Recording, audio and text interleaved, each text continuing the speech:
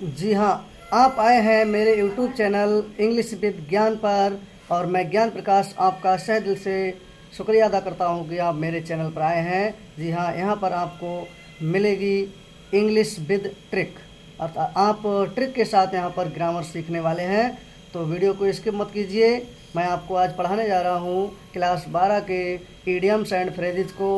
आइए पढ़ते हैं और स्टार्ट करते हैं। ये पहली वीडियो है दोस्तों, यहाँ से आप सीखेंगे ट्रिक के साथ। अब रटने की कोई ज़रूरत नहीं है दोस्तों, अब बिना रटे ही हम सीख पाएंगे क्लास 12 के इडियम्स अर्थात मुहावरे। आइए चलते हैं बुक के पेज। तो आइए देखते हैं पहला इडियम कौन सा है दोस्तों। पहला इडियम है ऑल इन ऑल। आप देख रहे हैं बुक के पेज पर पहले नंबर पर है ऑल इन ऑल। दोस्तों आपको पता होना चाहिए कि इडियम क्या होते हैं। इडियम वो होते हैं जिसमें लिटरेरी मीनिंग तो कुछ और निकलती है मगर इसका रियल मीनिंग कुछ और होता है। जैसे आपने हिंदी में सुना होगा 9 2 11 होना, लेकिन उसका रियल जो मीनिंग होता है वो होता है भाग जाना। ठीक इसी प्रकार इंग्लिश में भी है all in all. All means होता है सब, इन मीन्स होता है में, ऑल मीन्स सब, सब में सब, लेकिन इसका रियल मीनिंग जो है वो है होल एंड सोल। हिंदी में अगर बोलें तो सर्वे सर्वा। तो आप यहाँ पर देख रहे होंगे कि लिटरेरी मीनिंग कुछ और निकल रहा है लेकिन इसका जो रियल मीनिंग है वो कुछ और निकल रहा है। तो आपको एक ट्रिक के माध्यम से कैसे याद रखेंगे ये बताना चाहूँगा मैं। देखिए, जो लिटरेरी मीनिंग निकलेगा उसी से मैं ट्रिक बनाऊँगा जिससे ध्यान रहेगा आपको कि इसकी मीनिंग क्या होती है। जैसे देखिए, ऑल मीन्स होता है सब, इन मीन्स होता है में, ऑल मीन्स सब, मतलब सब में सब। इसको ऐसे ट्रिक बनाएंगे हम कि सब में, सब लोगों में जो सब कुछ हो, तो वो व्यक्ति कौन होता है? वो होता है सर्वे सर्वा। सब लोगों में जो सब कुछ व्यक्ति हो उसे सर्वे सर्वा ही तो बोलते हैं दोस्तों। तो ऐसे हम ध्यान रख सकते हैं इसको। और इसकी मीनिंग इंग्लिश में है whole and soul. Whole and soul means होता है सब कुछ, सर्वे सर्वा। तो इस प्रकार हम देख सकते हैं इसकी मीनिंग। और इसका अगर वाक्य में यूज करना चाहें तो हम यूज करेंगे कुछ इस तरह। हम चाहें तो यूज कर सकते हैं अपने वाक्य को, चाहें तो बुक में दिया हुआ है इसको रट सकते हैं, लेकिन ये थोड़ा हार्ड रहेगा। मैं एक इजी यूज बता रहा हूँ। सीधे यूज कर दो कि my father is all in my family. मेरे पिता मेरे परिवार में सर्वे सर्वा हैं, या फिर ये कहें मुखिया हैं। तो उम्मीद करता हूँ याद हो गया होगा। दूसरा देखते हैं। दूसरे नंबर पर दोस्तों है at sixes and sevens. At means होता है दोस्तों पर, सिक्सेस मीन्स होता है 6 और एंड मीन्स और, सेवेंस मीन्स होता है 7। मतलब 6 और 7 जगहों पर इसका लिटरेरी मीनिंग निकल रहा है। तो इसका रियल मीनिंग है दोस्तों इन डिसऑर्डर। देखो, आर्डर माने होता है क्रम में, और डिसऑर्डर हो गया उसका अपोजिट, मतलब उस तितिर बितिर। तो इसका अर्थ है तितिर बितिर। ध्यान कैसे रखेंगे ट्रिक के साथ? तो ट्रिक मैंने बनाई है।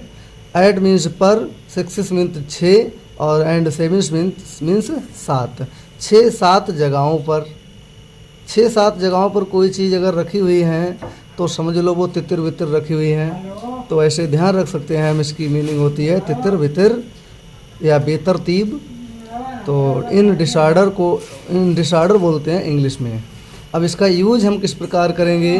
तो यूज बुक में जो दिया हुआ है वो तो हार्ड है, हम इजी यूज बता रहे हैं। आप चाहें तो लिख लें कॉपी में, वीडियो को रोक के आप लिख सकते हैं कॉपी में यूज को।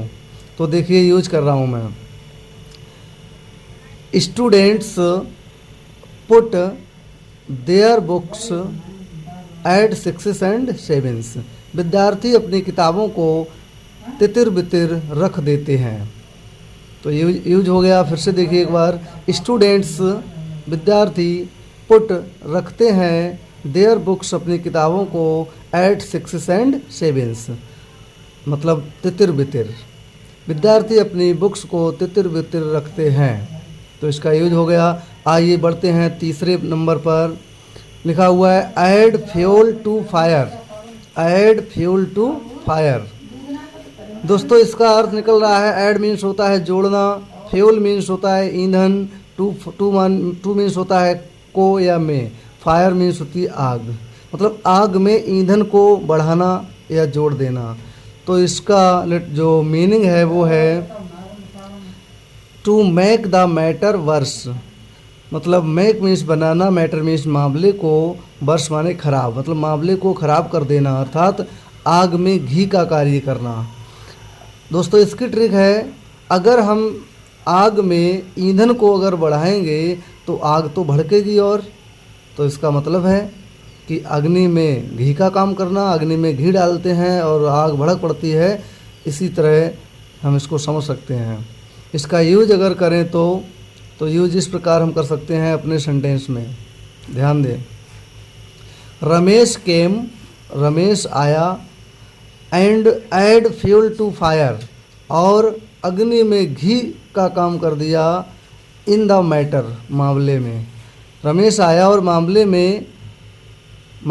को भड़का दिया, और तो इस प्रकार यूज हो गया। आइए बढ़ते हैं चौथे नंबर पर। चौथे नंबर पर दिया हुआ है दोस्तों ऑल एंड सन्ड्री।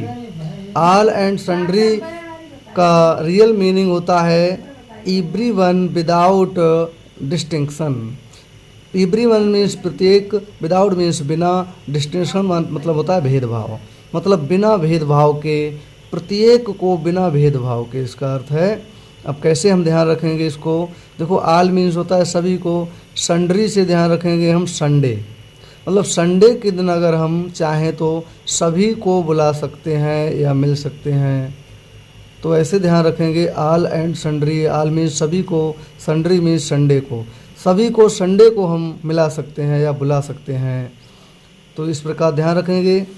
इसका यूज करेंगे हम आई इन्वाइटेड, मैंने आमंत्रित किया, ऑल एंड सन्ड्री, बिना भेदभाव के प्रत्येक को, इन द मैरिज पार्टी, शादी की पार्टी में मैंने बिना भेदभाव के सबको आमंत्रित किया। तो इस प्रकार ये हमने समझा चौथा। पांचवा देखेंगे अब। पांचवें नंबर पर लिखा हुआ है एट बंस बिट्स एंड। इसका अगर हम अर्थ निकालें तो निकल रहा है, बंस मतलब होता है किसी की, बिट्स मतलब होता है बुद्धि का, एंड मीन्स अंत होता है, किसी की बुद्धि का अंत हो जाना। लेकिन इसका अर्थ जो निकल रहा है वो निकल रहा है चकरा जाना। अंग्रेज़ी में इसको बोलेंगे तो टोटली कन्फ्यूज्ड, मतलब कन्फ्यूज होना, चकरा जाना। तो इसकी ट्रिक इस प्रकार बना सकते हैं, किसी की बुद्धि का एंड हो जाना। अगर किसी की बुद्धि का एंड हो जाएगा तो समझ लो उसका दिमाग चकरा जाएगा, तो इसका अर्थ होता है चकरा जाना या कन्फ्यूज हो जाना। इस प्रकार ध्यान रख सकते हैं। इसका यूज करेंगे वाक्य में अगर हम, तो कुछ इस प्रकार होगा, the thieves saw the police, the thieves saw the police, चोरों ने सिपाहियों को देखा, एंड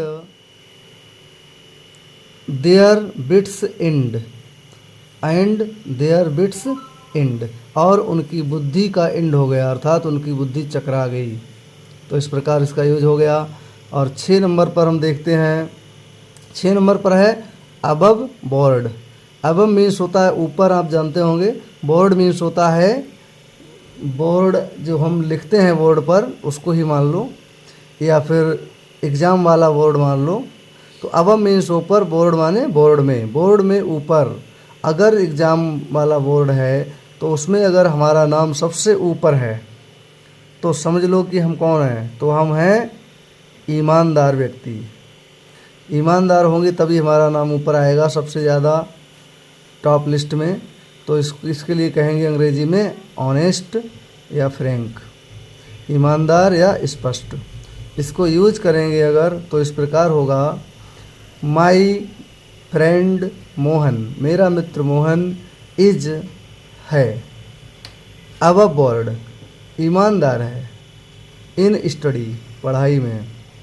तो इस प्रकार इसका यूज हो गया। 7वें नंबर पर देखेंगे an apple of discord, an apple of discord या फिर ए बोन ऑफ कंटेंशन। तो इसको हम, इसका जो लिटरेरी मीनिंग है वो तो आप देख ही रहे हैं। एन एप्पल एक सेब, ऑफ डिस्कॉर्ड ऐसा सेब एक जो जिससे झगड़ा हो जाए। या बोन एक ऐसी हड्डी ऑफ कंटेंशन जो टेंशन पैदा कर दे। तो इसका मतलब हुआ कि झगड़े की जड़। भाई अगर कहीं कुत्ते हैं और हड्डी फेंक दी जाए तो वो लड़ेंगे आपस में, मतलब झगड़े की जड़ कौन हुआ? हड्डी। इसी प्रकार एक एप्पल है अगर और उसके लिए झगड़ा कर रहे हैं लोग, तो एप्पल क्या है? झगड़े की जड़ है।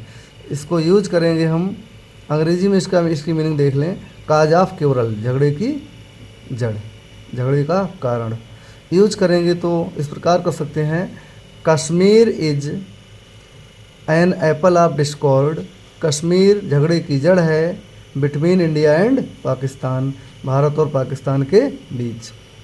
या ऐसे भी यूज कर सकते हैं हम, property is a bone of contention, property झगड़े की जड़ है, बिटवीन टू ब्रदर्स, दो भाइयों के बीच।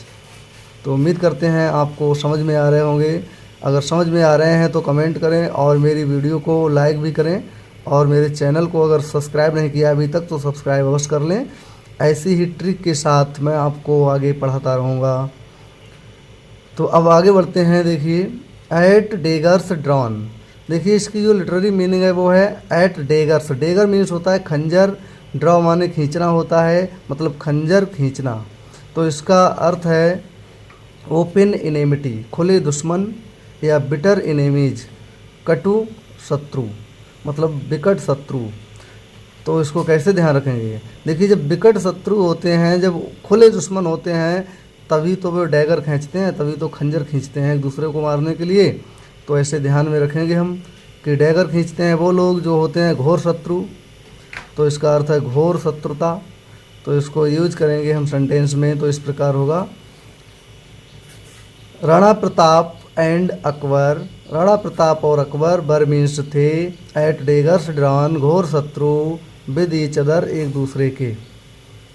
आगे बढ़ते हैं। An apple of one's eye, इसका मीनिंग निकल रहा है, एप्पल मीन्स सेब, वंश माने किसी की, आई माने आँख का, मतलब किसी की आँख का एक सेब।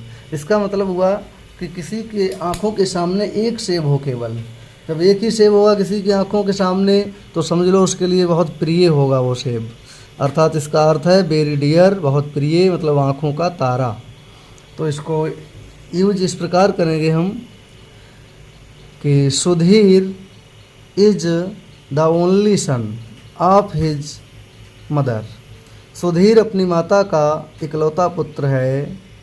सो इसलिए, ही वह, इज मीन्स है, an apple of her eyes, इसलिए वो उनकी आँख का तारा है। तो इस प्रकार हुआ। अब 10 नंबर का देखेंगे, against the rainy day, against का मतलब होता है के विरुद्ध, रेनी डे होता है बरसात की सीजन, बरसात की सीजन के विरुद्ध। लेकिन इसका अर्थ जो है वो है फॉर हार्ड डेज, बुरे दिनों के लिए। मतलब बरसात के दिन जो होते हैं वो बुरे दिन माने जाते हैं। लोग कहते हैं कि बरसात के दिनों में बहुत कंगाली छा जाती है, तो इसलिए बरसात के दिन बुरे दिन होते हैं। और इन दिनों के लिए हम क्या करते हैं, हम कुछ इकट्ठा करते हैं, कुछ पैसे इकट्ठे करते हैं, कुछ चीज़ें इकट्ठे करते हैं।